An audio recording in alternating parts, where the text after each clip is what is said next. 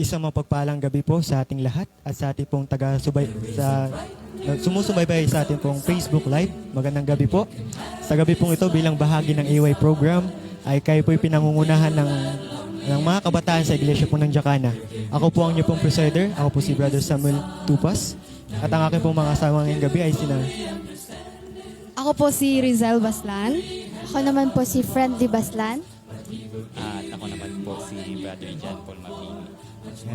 So sa ating pong pagsisimula ay tayo po'y pangungunahan ng ating pong chorister sa ating pong pag-aawitan. Para po sa ating pagsisimula, ating pong awitin ang Therefore the Redeemed na may kita po sa Bible, Isaiah 51 verse 11. Therefore the redeemed, sing. Therefore the redeemed of the Lord shall return and come with singing unto Zion, and everlasting joy shall be upon their names. They shall obtain gladness and joy, and sorrow and mourning shall flee away. Therefore the redeemed of the Lord shall return and come with singing unto Zion, and everlasting joy shall be upon their hand. Para po sa pagpapatuloy po, ating awitin ang A Merry Heart na may kita sa Proverbs 17 verse 22. A merry heart, sing. A merry heart doeth good like a medicine, like a medicine is a merry heart. A broken spirit drieth the bones, but a merry heart is the joy of the Lord. Awitin po natin ang Tagalog. Masayang puso, doon na sa kalungkutan, ikaliligaya sa tuwi-tuwi na ang malungkutin pumapangit. Kung masaya ka, ikaw ay gaganda. Para po sa ating pagpapatuloy, opening song na rin po natin ito. Ating pong awitin ng If You Love Me, Keep My Commandment na makikita sa John 14:15-16.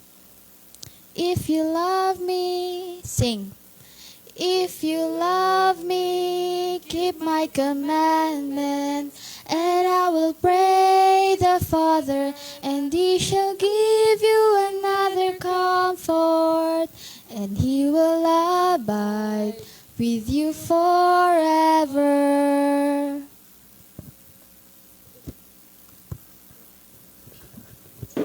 So tayo po ay pangunahan ni Sister Rizal para po sa ating opening prayer. Tayo pong lahat ay lumuhod.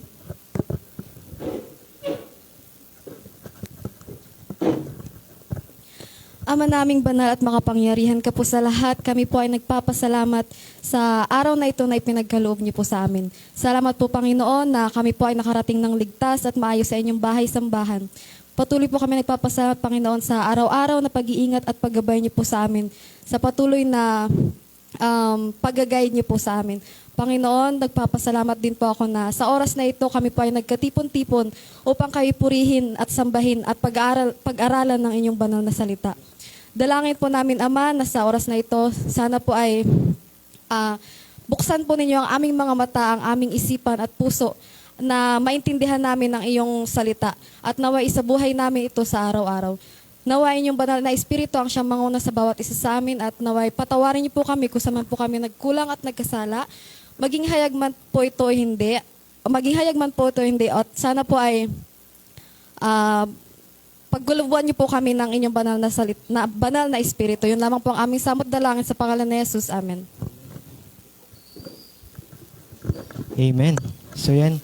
So kagabi po ay ating pong tinalakay ang aklat po ng Matthew, Kabanata 11. Kung kaya sa gabi pong ito ay ating pong ipagpapatuloy ang aklat sa Kabanata 12. So tayo po dadako sa ating pong Bible reading ng Matthew 20 chapter 1. Matthew chapter 20 verse 1. Sapagkat ang kaharian ng langit ay tulad sa isang tao na pinuno ng sambahayan na maagang lumabas sa umaga upang umupa ng mga manggagawa para sa kanyang ubasan. Verse 2, matapos makipagkasundo sa mga manggagawa ng 1 denaryo sa isang araw ay kanyang isinugo sila sa kanyang ubasan. Verse 3, at paglabas niya ng 3 oras, nakita niya ang iba sa pamilihan na nakatayong walang ginagawa. Verse 4, at sinabi niya sa kanila, pumunta rin kayo sa ubasan, at anumang nararapat ay ibibigay ko sa inyo, at pumunta sila. Verse 5, paglabas niya muli ng malapit ng 6 na oras, at 9 ay gayon din ang ginawa niya. Verse 6, at nang malapit ng 11 oras, lumabas siya, at nakakita siya ng iba na nakatayo, at sinabi niya sa kanila, bakit nakatayo kayo rito sa buong maghapon na walang ginagawa? 7. Sinabi nila sa kanya, sapagkat walang umuupa sa amin. Sinabi niya sa kanila, pumunta rin kayo sa ubasan. 8. Na magdapit hapon na sinabi ng Panginoon ng ubasan sa kanyang katiwala, tawagin mo ang mga manggagawa at bayaran mo sila ng mga upa mula sa mga nahuli hanggang sa mga nauna. 9. Nang lumapit ang mga inupahan ng 11 oras, tumanggap ang bawat isa sa kanila ng 1 denaryo. Verse 10, at nang lumapit ang mga nauna, ang akala nila'y natatanggap sila ng mas malaking halaga. Ngunit, tumanggap din ang bawat isa sa kanila ng 1 denaryo. Verse 11, at nang tanggapin nila ito, ay nagreklamo sila sa pinuno ng sambahayan. Verse 12, na nagsasabi, 1 oras lamang nagtatrabaho ang mga huling ito, at ipinantay mo sila sa amin na nagtiis at naghirap at nakakapasong init sa maghapon. Verse 13, ngunit sumagot siya at sinabi sa isa sa kanila, kaibigan, hindi kita dinadaya, hindi ba't nakipagkasundo ka sa akin sa 1 denaryo? Verse 14, kunin mo ang para sa iyo at umalis ka na. Nais kong ibigay sa huling nagtrabaho ang kagaya ng ibinigay ko sa iyo. Verse 15, ako ba ay hindi pinahihintulutang gumawa ng nais ko sa mga bagay na pag-aari ko? O naiinggit ka ba sapagkat ako'y mabuti? Verse 16, kaya't ang huli ay mauuna, at ang nauna ay mahuhuli. 17, habang umahon si Jesus patungo sa Jerusalem, ay ibinukod niya ang 12 alagad, at sa daan ay sinabi niya sa kanila, verse 18, narito, umahon tayo patungong Jerusalem, ibibigay ang anak ng tao sa mga punong pare at sa mga eskriba, at ang kanilang hahatulan siya ng kamatayan. 19. At kanilang ibibigay siya sa mga hintil upang kutyain, hagupitin at ipako sa krus. At siya ay muling mabubuhay sa 3 araw. 20. Pagkatapos ay lumapit kay Jesus ang ina ng mga anak ni Zebedeo, nakasama ang kanyang mga anak na lalaki. Siya ay lumuhod sa kanya at may hiniling na isang bagay sa kanya. 21. At sinabi niya sa kanya, ano ang ibig mo? Sinabi niya sa kanya, ipag-utos mo na itong dalawa kong anak ay umupo. Ang isa ay sa iyong kanan at ang isa ay sa iyong kaliwa, sa iyong kaharian. Verse 22, ngunit sumagot si Jesus at sinabi, hindi ninyo nalalaman ang inyong hinihingi. Kaya ba ninyong inuman ang kopa na malapit ko ng inuman? Sinabi nila sa kanya, kaya namin. Verse 23. Sinabi niya sa kanila, talagang iinuman niyo ang aking kopa. Ngunit ang mauupo sa aking kanan at sa aking kaliwa ay hindi ako ang magkakaulob, kundi iyon ay para sa kanila na pinaglalaanan ng aking ama. Verse 24. Nang marinig ito ng 10, ay nagalit sila sa 2 magkapatid. Verse 25, ngunit tinawag sila ni Jesus at sinabi sa kanila, alam ninyo na ang mga pinuno ng mga hintil ay nangingibabaw na Panginoon sa kanila, at ang mga dakila sa kanila ay gumagamit ng kapangyarihan sa kanila. Verse 26, hindi maaaring magkagayon sa inyo, kundi ang sinuman sa inyo na nagnanais maging dakila ay kailangang maging lingkod ninyo. Verse 27, at sinuman sa inyo na nagnanais na maging una ay kailangang maging alipin ninyo. Pagpapatuloy sa verse 28, kung paano ang anak ng tao ay naparito, hindi upang paglingkuran, kundi upang maglingkod, at upang ibigay ang kanyang buhay na pantubos sa marami. Verse 29, nang sila'y papalabas na sa Jericho, sumunod sa kanya ang napakaraming tao. May dalawang lalaking bulag na nakaupo sa tabi ng lansangan. Nang marinig nila nagdaraan si Jesus, sila'y sumigaw at nagsasabi, mahabag ka sa amin, anak ni David. 31. Ngunit sinaway sila ng mga maraming tao upang sila'y tumahimik. Ngunit lalo silang nagsisigaw na nagsasabi, mahabag ka sa amin, Panginoon, anak ni David. 32. Tumigil si Jesus at sila'y tinawag at sinabi, anong nais ninyong gawin ko sa inyo? 33. Sinabi nila sa kanya, Panginoon, mabuksan nawa ang aming mga mata. Last verse, verse 24. Dahil sa habag, 34, dahil sa habag ay hinipo ni Jesus ang kanilang mga mata. Kaagad nakakita silang muli at sila'y sumunod sa kanya. Amen. So yan, ating natapos ngayong gabi ang kabanata ng Matthew 20. At nakakatuwa na doon pa lang sa verses ay ito'y parang napapatungkol sa katulad po ng isang manggagawa na na inupahan ng Panginoon upang mag-harvest doon sa kanila pong ubusan.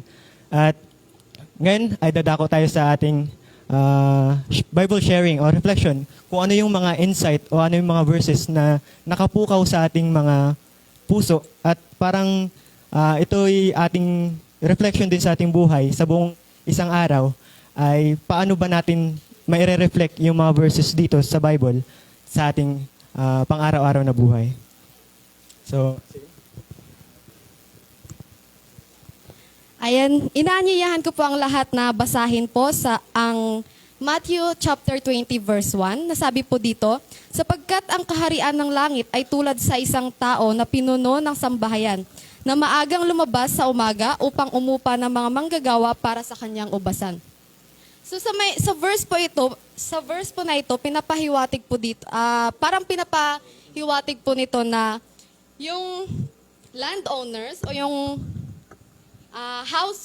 household, siya po yung yun yung nagre-represent po kay God. Tapos yung laborers is tayo, and then yung ubasan is the people of God. Which is, di ba, inutusan ng landowners ang mga laborers na magtrabaho sa ubasan. Which is, yun nga, yung landowners nagre-represent kay God and tayo yung laborers. So inutusan tayo ni God na magtrabaho sa kanyang ubasan, which is yung ubasan nagre-represent ng kanyang mga tao. 'Di ba tayong mga Seventh-day Adventist, tayo ang nakakaalam ng tunay na salita ng Diyos, which is dapat nating ito ipaalam sa mga hindi pa nakakaalam. And then dito rin sa verse dito sa verse na the parable speak about a landowner or householder who hires people. Yung unang mga workers na nag-agree, which is nung oras na 3rd, 6th, and 9, sila yung mga nag-agree sa landowners na magtatrabaho sila sa ubasan kapalit ng 1 denaryo kada araw. At yung 11 hours laborers naman, sila yung nagtrabaho sa ubasan dahil dahil inutusan sila at hindi sila nag-expect ng kahit na anumang denaryo dahil wala namang sinabi sa kanila, which is mababasa dito sa verse 7. Sinabi nila sa kanya sapagkat walang umupas. Wait lang. Yung sa 11. Yun nga, yung sa 11 hours workers, sila yung mga nagtrabaho sa ubasan na hindi nag-expect ng kung ano. Nagtiwala lamang sila sa landowners, which is nagre-represent din yun sa ating mga Christians. So yung 3rd, 6th, and 9th laborers, sila yung mga Kristiyano, which is hindi ko naman po nila lahat, sila yung mga Kristiyano na gumagawa ng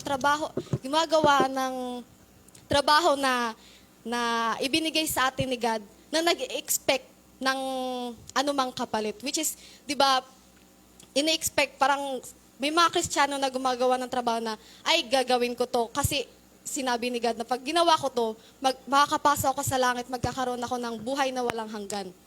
Which is, yun nga, nag-expect sila ng kapalit at naghihintay sila ng kapalit. Yung 11th hours laborers naman, sila yung mga Kristiyano na ginagawa yung trabaho nila na bukal sa kanilang mga puso, which is nagre-represent sa ibang mga Christians na ginagawa nila yung trabaho nila ng bukal sa kanilang puso na hindi sila nag-expect ng kung ano. Mayroon lamang silang faith kay God na kung ano yung ginawa nila is bahala na si God kung ano yung parang reward sa kanila. Which is, nagre-represent sa ating mga Christian na, di ba, may mga Christian na, yun nga yung mga nag-expect, tapos pag yung expectation nila is hindi na-meet, nag-murmur sila, nagre-reklamo sila. Kasi yung mga Christian naman na bukal sa kanilang kalooban, yung kanilang ginagawa para kay God, wala kang maririnig sa kanila. Which is yung mga Christian na, yung mga Christian na, ano ba yan? Bakit si ganito, ganyan? Bago lang naman siya, pero parang siya yung pinagpabala. Ako nga ang tagal-tagal na, parang hindi pa rin dinidinig ang aking panalangin. So yung mga 11th hours laborers, sila yung bukal sa kalooban nila yung paggagawa ng trabaho. May pagmamahal, which is, yung tawag doon is labor of love. Hindi sila nagrereklamo kasi gusto nila yung ginagawa nila. Sabi nga sa nabasa ko, dapat yung ministry ni God, wag nating sabihin na, I need to do this. Instead, di ba mas magandang pakinggan na, I love to do this. I love this work. I love this work that God given to us because I love God. Di ba? Mas magandang pakinggan yung ganun. Kasi pag mahal mo yung ginagawa mo, hindi ka makakaramdam ng pagod, hindi ka magrereklamo kung babad ka ba sa initan or sobrang tagal na ng pagtatrabaho mo tapos ganun lang yung nakuha mo, di ba? Pero kung mahal mo talaga yung ginagawa mo,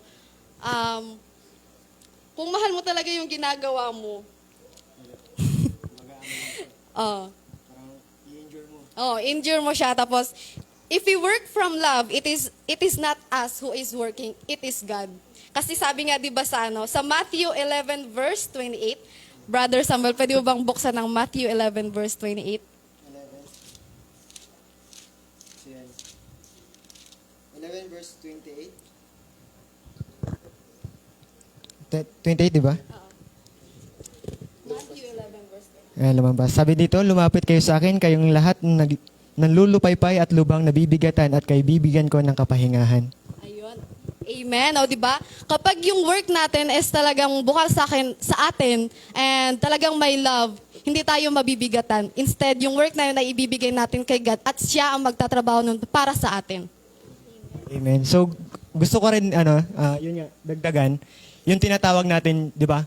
Yung doon sa matatanggap ng mga laborer, yung tinatawag na reward. Sabi kasi dito, yung Diyos kasi nagre-reward siya hindi sa kung ano yung nagagawa natin.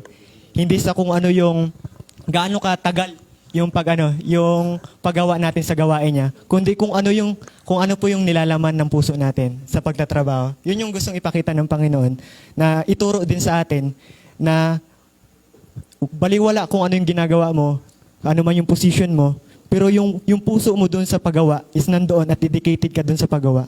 Nandoon yung Panginoon sa iyo. Hindi ikaw yung hindi mo itinataas yung sarili mo, kundi itinataas mo yung Panginoon. Kayo, ikaw rin, anong reflection mo?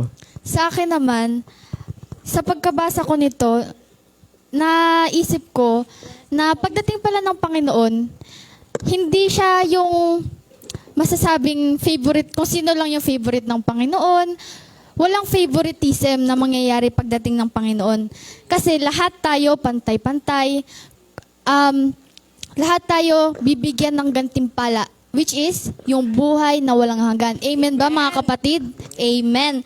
Kaya kahit na gaano ka pa kayaman, halimbawa, pagmamayari mo yung Robinson, kahit gaano pa kaunlad yung Robinson ngayon, kung yung puso mo hindi kilala si Jesus at hindi nakakomit sa Kanya, hindi mo makakamtan yung buhay ng walang hanggan. Dahil, sabi nga dito, sa pagsunod nga, base sa kanta rin natin kanina, if you love me, keep my commandment. And kapag hindi ka nag-obey doon sa commandment na yun, maaaring may posibilidad na hindi natin makamit yung buhay na walang hanggan na sinasabi sa Biblia. At isa pa, may mga times kasi na, yun nga, sa sinabi din ni Sister Rizel na yung expectations natin masyadong mataas. Na minsan, nakakalimutan natin kung bakit, para kanino ba tayo nag-overwork, para kanino ba tayo nag-commit. Nakakalimutan na natin na itaas yung Panginoon instead of ourselves. Kasi nga, hindi porket magaling tayo magsalita, hindi porket marami na tayong nadala sa Panginoon, hindi sa lahat ng oras ay siya ang natataas natin. Kung minsan lang, hindi ko naman nila lahat. May mga times na, yun nga, yung sarili na natin yung naiitataas, pero hindi natin alam na pagdating ng Panginoon, wala nang mayaman, wala nang mahirap. Ang babasahin ng Panginoon ay yung puso natin, hindi yung panlabas, hindi yung mga ari-arian natin, dahil doon sa langit na bayan, lahat tayo may buhay na walang hanggan. So, yun. Amen. Sa akin naman po is yung verse dito na napatungkol sa story is parang ano siya, parang sa salvation. Di ba kasi yung contractor sa umaga pa lang is naghahanap na siya ng magtatrabaho para sa ubasan niya. So syempre, sa ganun umaga pa lang, makikita niya kailangan yung malalakas o yung nakikita niya ng potential na ganito nga, mas magagawa nila yung trabaho na yun nga, yung sa ubasan. So, yun yung kukunin niya, yung malalakas nga na tao. At sabi nga sa story is, inoferan niya ito ng 1 denaryo. At lumipas nga po yung oras, ay pumunta ulit siya doon sa kinukuhanan ng mga trabahador. So pagkapunta niya doon is may nakita ulit siyang madaming tao na nakatayo, sabi doon, walang ginagawa, kaya nag-offer ulit yung, sabi nga yung contractor, yung contractor, landowner. Nag-offer ulit siya doon sa mga, yun nga, sa mga taong walang, naghihintay lang doon sa pilahan na kung sino man po ang kung sino man ang offer sa kanila. So ayun nga, ang natitira doon is syempre pipili ulit yung contractor doon kung sinong malakas sa kanila, kung sinong magaling sa kanila doon. At yun na naman yung pipiliin niya. At sabi nga doon is inupiran niya din yun sa kung ano yung katuwiran, di ba? Katuwiran. So hanggang sa tumakbo na yung oras, hanggang sa dumating na yung hapon. Hapon, di ba hapon? At halos isang oras na lang yung natitira sa trabaho sa Ubasan. So dito po sa story po na to makikita po natin yung faith ng isang tao kasi 'di ba kahit na ganito nga nakikita ng contractor, wala na mahina sila. Parang wala silang kakayanan na magtrabaho sa Ubasan niya pero naghintay pa rin sila doon na sa pilahan, 'di ba? So yun, nananalig pa rin sila na kahit papano is may o-offer sa kanila. So ganun din po sa kaharian po ng Panginoon. Sabi nga po dito, sapagkat ang kaharian ng langit ay tulad ng isang tao na pinuno ng sambahayan na maagang lumabas sa umaga upang umupa sa mga manggagawa para sa kanyang ubasan. So ganun din po sa langit.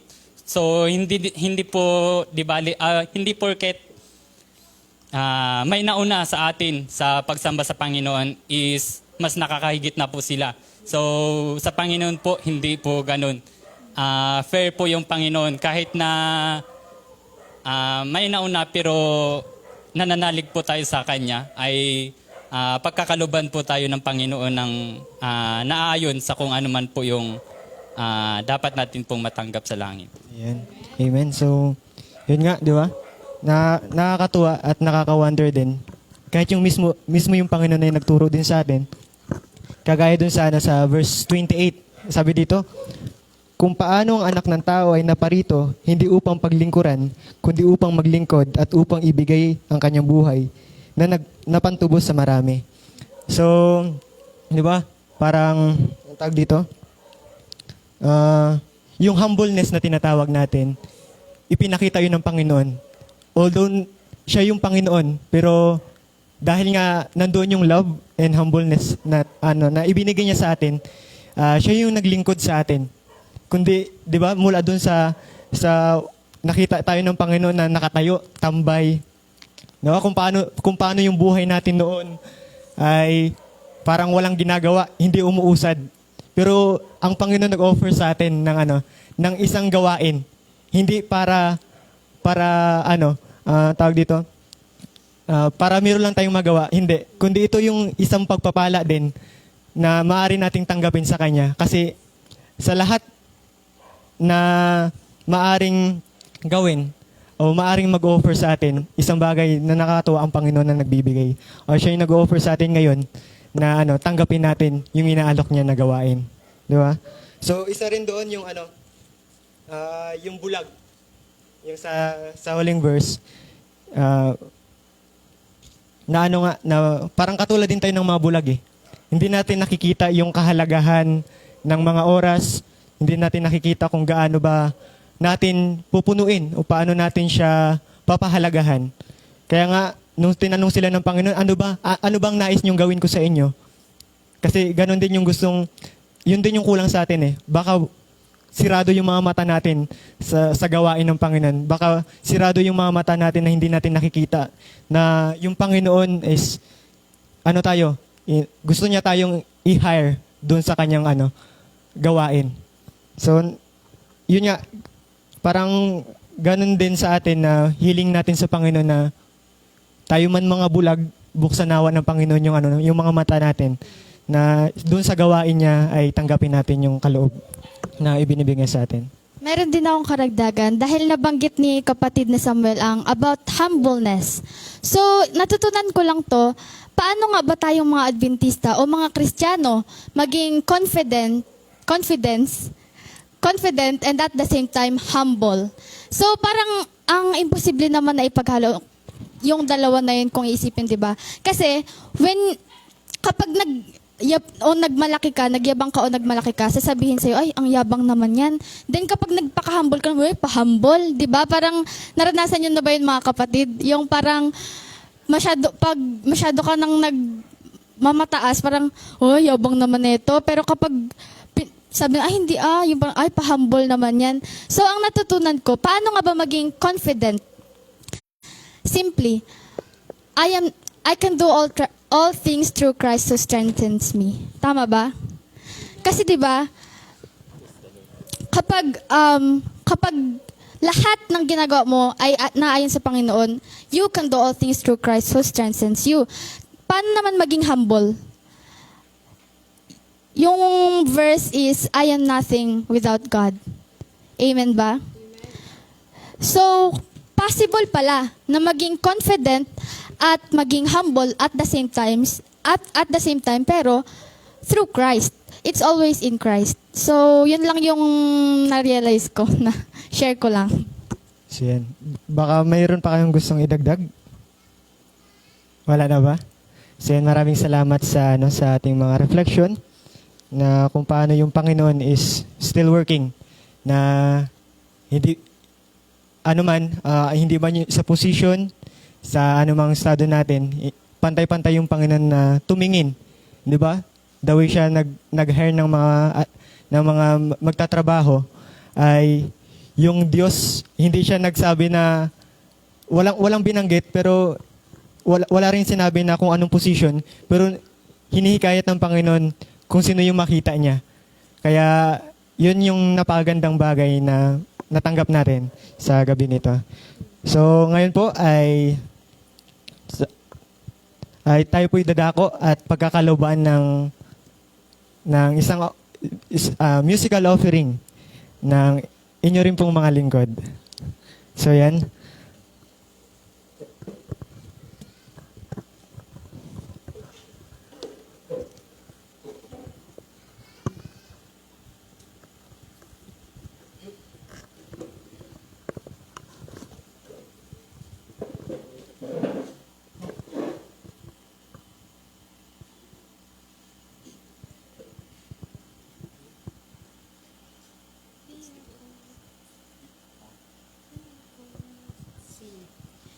We are called, we are chosen, we're commanded to go. We've been given a message the world needs to know. Can your eyes see the mission? Does your heart hear the call? You're the one. Will you go?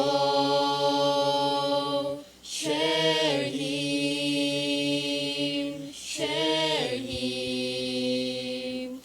There's a story to tell, share Him. Every tribe, every nation is waiting for you. Share the hope, share the truth, share Him. There's a field with a harvest, but the workers are few. Are you ready and willing? There's so much to do. Every heart has a mission. Please answer the call. You're the one. Will you go? Share Him, share Him. There's a story to tell, share Him. Every tribe, every nation is waiting for you. Share the hope, share the truth, share Him. Share Him, share Him. There's a story to tell, share Him. Every tribe, every nation is waiting for you. Share the hope, share the truth, share Him. Share the hope, share the truth, share Him. Amen. So yan. Tayo po ay dadako na sa ating pong mga prayer requests. Kung meron po kayong mga prayer requests, ay pwede nyo pong i-comment at pwede nyo pong i-share po sa amin. Kayo ba, ano bang gusto nyo? Meron ba kayong mga prayer requests? Yan, isama natin sa panalangin yung si Sister Peng ng Fernandez. So siya po ay meron pong karamdaman daw po sa kanya pong iniinda niya. So atin pong ipag-pray yung kanya pong kalusugan. So ganun din yung ating pong ministry sa ating mga kabataan. At yung ating pong sitwasyon po ngayon na pandemya ay manatili po yung paggawa ng Panginoon na yung pagbabantay niya sa mga frontliner, sa mga may mga karamdaman, ngayon din sa bawat pamilya na iba-iba yung nararanasan nila na depression o stress o financial, di ba? So atin silang ipanalangin, isama din sa panalangin. Kayo baka meron pa ba kayong mga prayer requests? So kung wala na, tayo po'y mananalangin ng Acts prayer.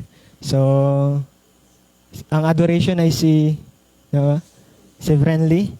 Ang confession ay si Kuya Bueno. At supplication po ako na lang. Ako talaga.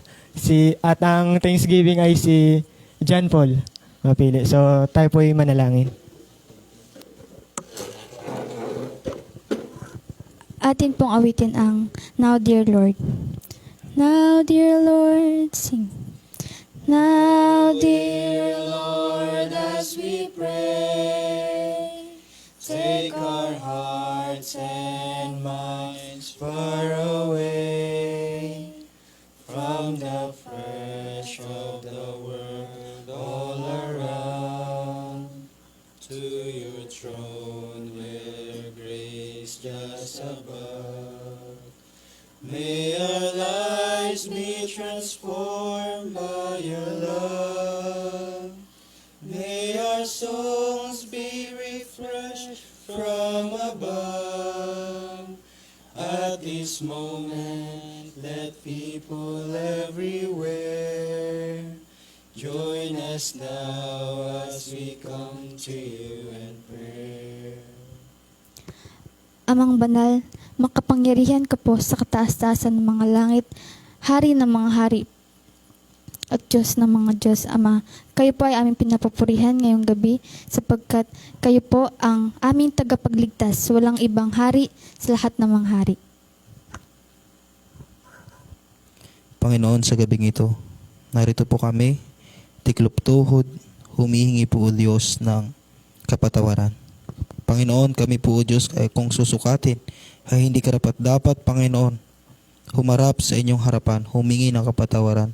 Ngunit tapat, tunay, at mapagmahal kayo, Ama, na ibinigay ninyo ang inyong bugtong na anak upang kami po o Diyos ay malayang makipag-ugnayan sa inyo, makipag-usap sa inyo, at makahingi po ng kapatawaran sa aming pagkakasala.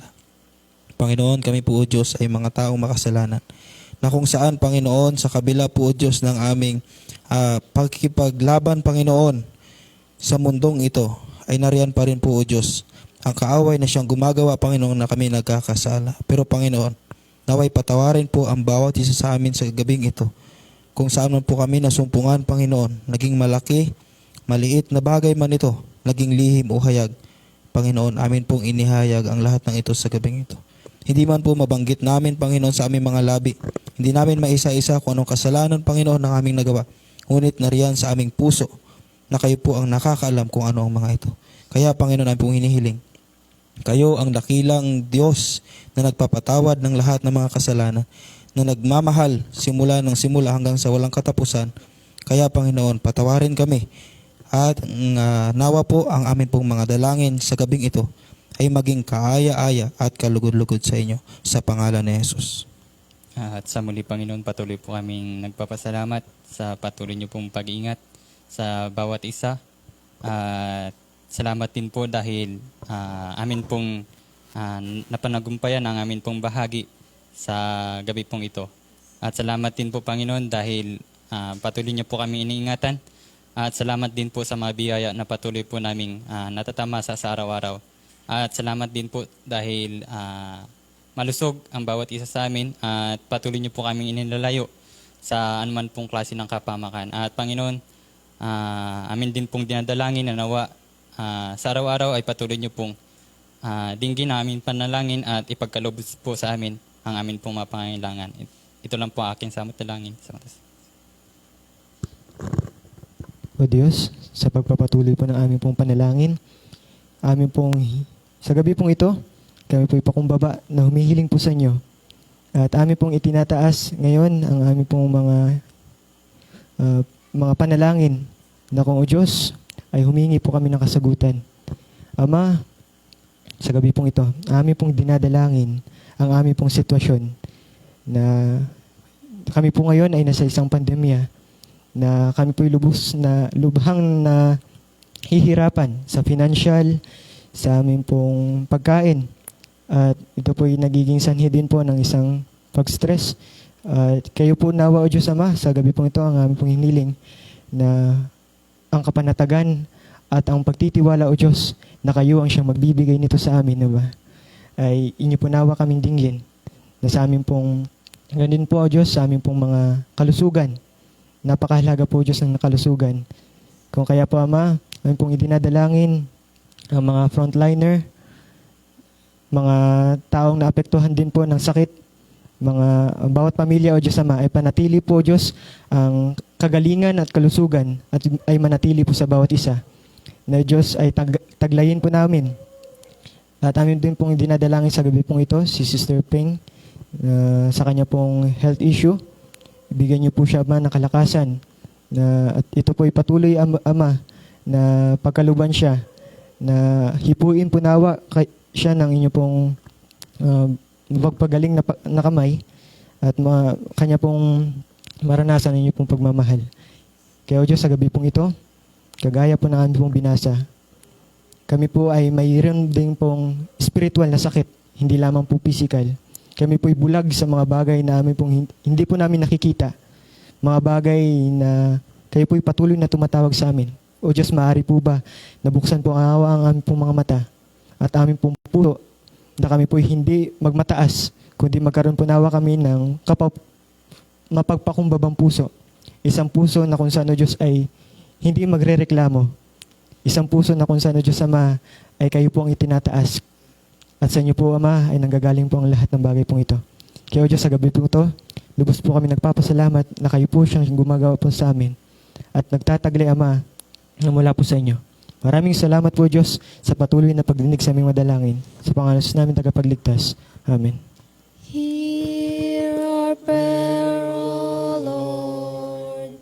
Hear our prayer, O Lord.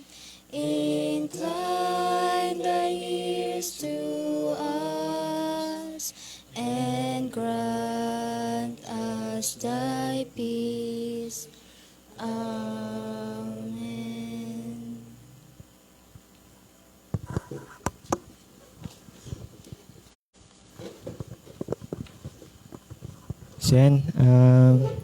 So, tayo bang lahat ay na-bless sa gabi pong ito? So, purihin po ang ating pong Panginoon at ating pong natapos ngayon ng aklat ng Matthew 20. At muli po, sa susunod na gabi ay amin pong hiniling na kayo po yung makasama at patuloy na sumubaybay po sa programa pong ito na New Beginning. At patuloy po kayong manood via Facebook Live sa ating pong Facebook page na Bukal ng Buhay, SDA. So, magandang gabi po ulit sa ating lahat. Magandang gabi sa inyo.